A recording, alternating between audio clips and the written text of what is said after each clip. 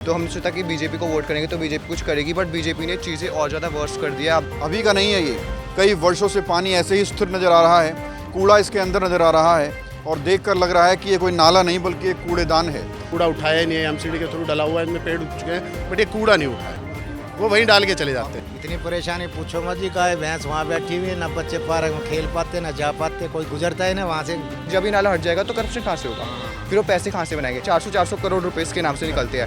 मैं कह रहा हूँ यहाँ फ्रिज खराब हो रहे हैं, लोगों के टीवी खराब हो रहे हैं, हेल्थ खराब हो रही है, बहुत सारे इश्यूज हैं। कई सालों से ऐसे ये कुछ हुआ थोड़ी है इसका। जो जनता इन नेताओं को चुनकर कुर्सी पर बिठाती है और उम्मीद करती है कि अच्छी सुविधाएं होंगी, स्वच्छ हवा मिलेगी, साफ़ सफाई होगी, अच्छी सड़कें होंगी, बच्चों के लिए अच्छी पॉलिसीज़ निकाली जाएंगी, उन लोगों के घरों के सामने इस तरह का नज़ारा है। नमस्कार, मैं हूं प्रवीण और आप देख रहे हैं इंडिया टाइम 24 न्यूज़। पिछले दिनों राजधानी दिल्ली में दबाकर बुलडोजर चले, फुटपाथ के ऊपर से इंक्रोचमेंट हटाया गया, झुग्गियां हटाई गई, घर उजाड़े गए। तर्क ये था कि फुटपाथ के नीचे जो नाला है उसको साफ़ करना है और ताकि दिल्ली में बारिश में जलभराव ना हो, सुचारू रूप से व्यवस्था बनी रहे।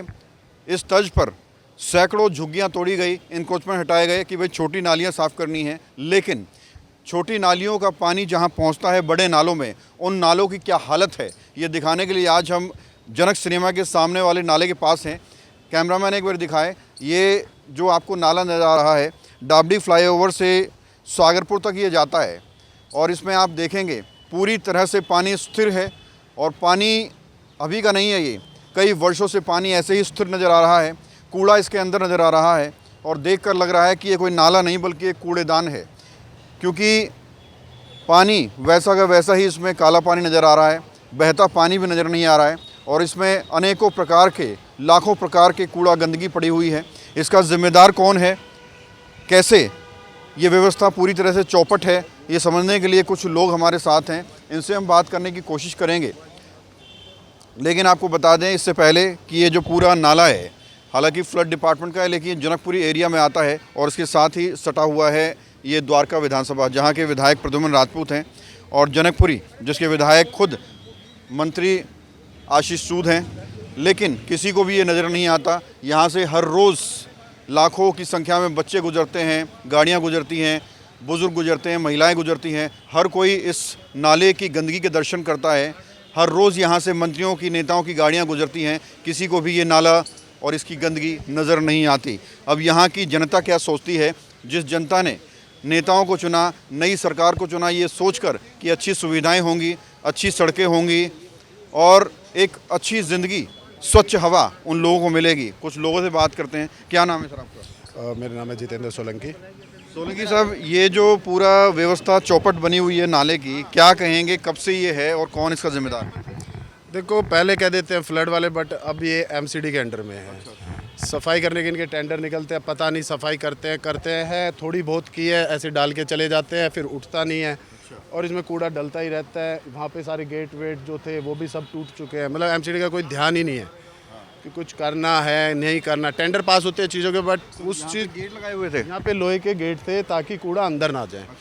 तो ये दीवार बनी नहीं थी, तो उसके कारण स्मैके उसमें नीचे उतरते थे, एक एक करके सरिया काट के ले जाते थे।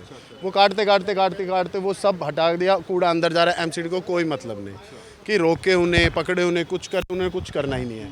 कूड़ा डालेंगे, फिर उनसे रिक्वेस्ट करते रहेंगे जी घर के आगे कूड़ा पड़ा है, उठा दो, उठाएंगे जी, सूखने दो, फिर बारिश आ गई, फिर गीला हो गया जी, फिर सूखने दो, इतने उसमें पेड़ उग जा रहे हैं, फिर वो कूड़ा नहीं उठा रहे हैं। फिर समस्या किस पे, पार्टी चेंज हो गई, फिर वो अपना पल्ला झाड़ दिया, फिर दूसरी पार्टी को बोलो, वो कह रहे जी उन्होंने किया था। बताओ आम जनता क्या करे? ये हालत कब से बनी हुई है और इसमें साफ़ सफाई नहीं होती है क्या? नहीं, साफ सफाई बीच में एक बार आम आदमी पार्टी में कभी टेंडर निकला होगा तो जेसीबी से तो हुई नहीं, 4-5 कर्मचारी लगे उनके, और वो भी छोटे मोटे टोकरों से, रस्सियों से खींचा उन्होंने, 2 दिन आए, उसके बाद गायब। वो भी कब तक सफाई करेंगे? इतना बड़ा नाला है तो उसकी सफाई में कम से कम जेसीबी लगाएंगे, सबको लगाएंगे। एक बार अब जेसीबी लगी, आप देख सकते हो कूड़ा उठाया ही नहीं है, एमसीडी के थ्रू डला हुआ है, इनमें पेड़ उग चुके हैं, बट ये कूड़ा नहीं उठाया, वो वहीं डाल के चले जाते हैं। कहाँ कितनी बार शिकायतें की? कंप्लेंट करते हैं, फ़ोन उठाते ही नहीं है, फिर किसको एमसीडी वाले को जी उठ जाएगा, छोटी जेसीबी आएगी उससे उठाएंगे, ये करेंगे, बस बहाना दे के, दिलासा दे के और चले जाते हैं। तो और भी लोग हमारे साथ हैं। सर, ये जो पूरी हालत बनी हुई है, कितनी बदबू का सामना करना पड़ता है, कितनी परेशानी हो रही है, क्या कहेंगे? सोलंकी साहब, बदबू बहुत आती है, बदबू तो काफ़ी आती है सोलंकी साहब। अब क्या करें, कोई सुनता ही नहीं है। बस कहाँ कहाँ कितनी बार शिकायतें दी हैं आपने इसकी सर? ये तो बता बाबू जी बताओ। शिकायत का तो हमें नहीं पता जी। कैसी हालत बनी हुई है, कौन इसका जिम्मेदार है? तो ये सारा नाला सब जो भी पब्लिक अंदर से आती है वो सब कूड़ा यहीं भगाती है नाले के अंदर। साफ सफाई इसकी नहीं होती है क्या? अभी नहीं हुई जी, लास्ट टाइम कब हुई थी साफ सफाई? ये हुई थी अभी 1.5-2 महीने पहले नाले के। हाँ जी, ये कूड़ा नु पड़ा है, ये बाकी सारा उठा ले गए, वहाँ तक उठाया, यहाँ तक ही रह गए। तो कैसी हालत बनी हुई है? बच्चे भी यहाँ रहते हैं, बच्चे भी रहते हैं, सब रहते हैं, सभी को परेशानी तो होती है जी, मच्छरों की भी दिक्कत है। ठीक है ना जी। तो आपको बता दें कि ये जो पूरा नाला है ये नशेड़ियों के कब्ज़े में है। नशेड़ी यहाँ आते हैं और जो सरकार गेट लगाती है लोहे के, कूड़े को अंदर जाने से रोकने के लिए, उन गेट को तोड़कर बेच देते हैं और उसका नशा करते हैं। ये जो नाला है इसके बगल में कहीं कहीं आपको इंक्रोचमेंट भी नज़र आएगा। सारा दिन रात यहाँ नशेड़ी बैठे रहते हैं पार्क में, दिन और रात। अच्छा, शराब पीना, ये पीना, सारा दिन बैठे रहते हैं। पुलिस पेट्रोल नहीं करती, ध्यान में नहीं देती? कोई नहीं देता जी ध्यान, सब बैठे रहे, जाके देख लो, किसी भी टाइम आओ और जाके देख लो, हम हमेशा मिलेंगे रात तक। तो ये नाला जो है गंदगी पड़ी हुई है, कितनी परेशानी होती है इससे? इतनी परेशानी पूछो मत जी, गाय भैंस वहाँ बैठी हुई है, ना बच्चे पार्क में खेल पाते, ना जा पाते, कोई गुजरता है ना वहाँ से।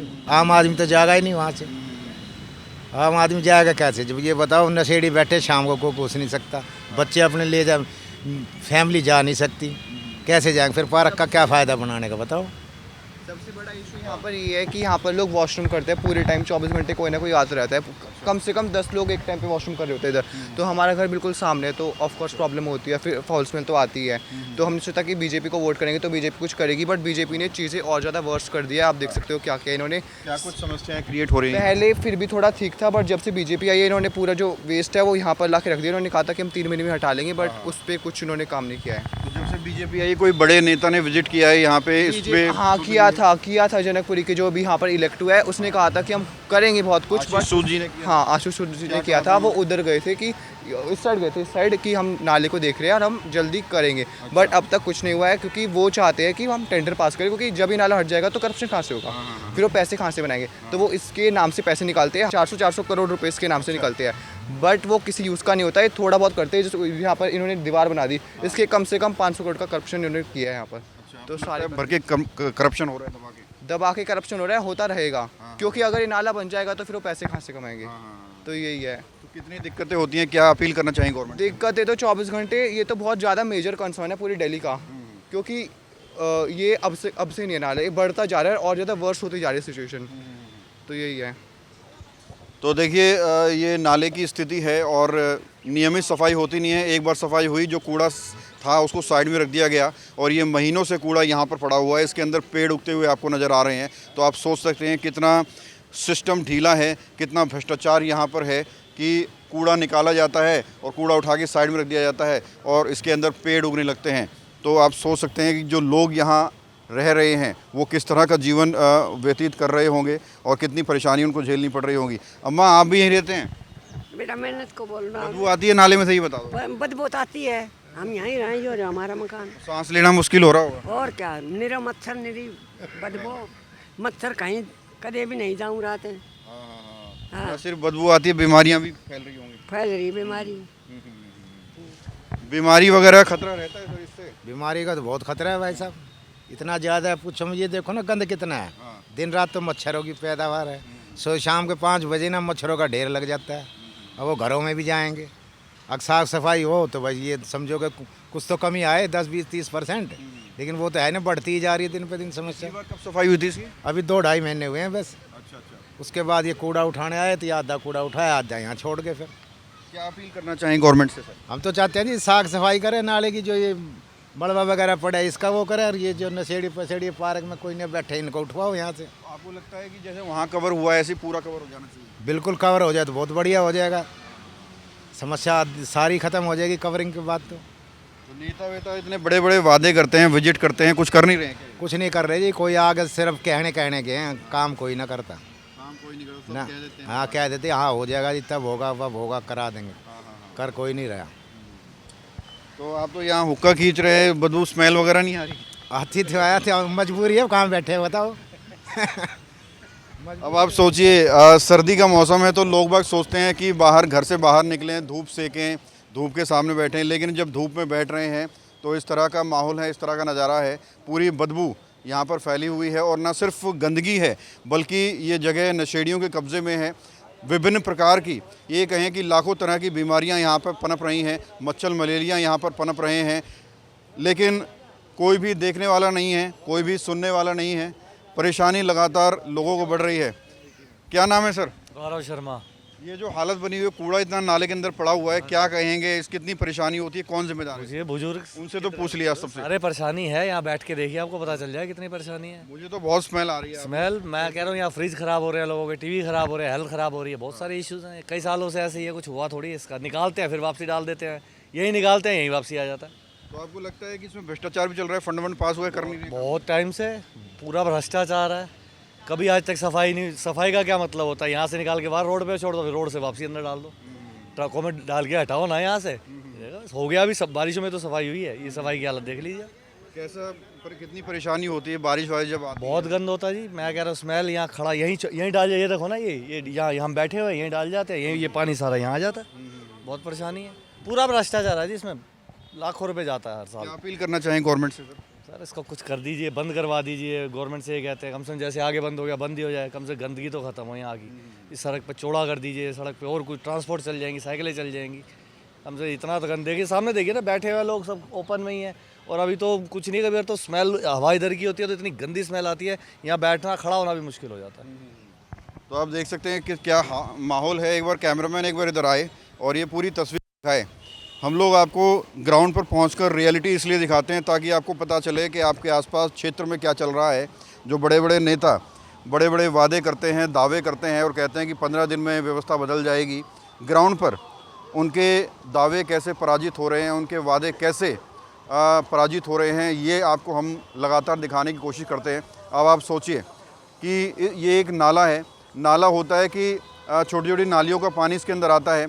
ये नाला बड़े नाले में जाता है और उसके बाद यमुना में जाता है, उसके बाद समुद्र में जाता है। लेकिन जब यहीं से ही पानी नहीं निकलेगा तो आप सोचिए कैसे व्यवस्था अच्छी बनेगी, कैसे स्वच्छता फैलेगी।